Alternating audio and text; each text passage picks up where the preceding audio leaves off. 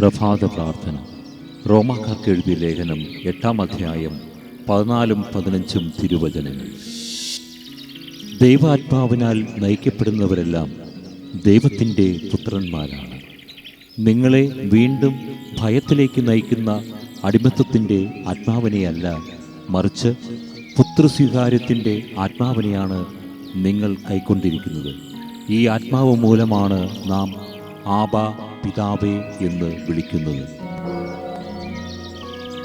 പിതാവും പുത്രനും പരിശുദ്ധാത്മാവുമായ തൃത്യേക ദൈവമേ, 2024 ആണ്ടിലെ പരിശുദ്ധ തൃത്വത്തിൻ്റെ തിരുനാൾ ദിനമായ ഇന്ന് ഞങ്ങൾക്ക് ദാനമായി നൽകിയതിനെ ഓർത്ത് അങ്ങേക്ക് സ്തുതി, ആരാധന, മഹത്വം.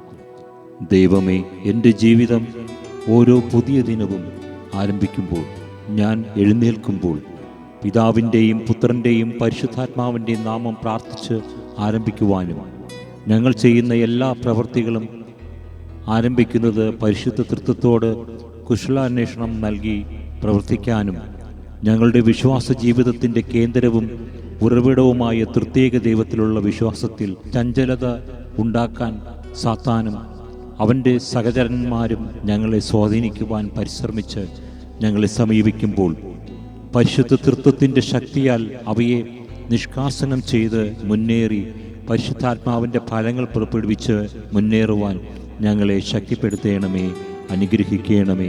ആമേൻ. വിശുദ്ധരുടെ മൊഴിമുത്തുകൾ.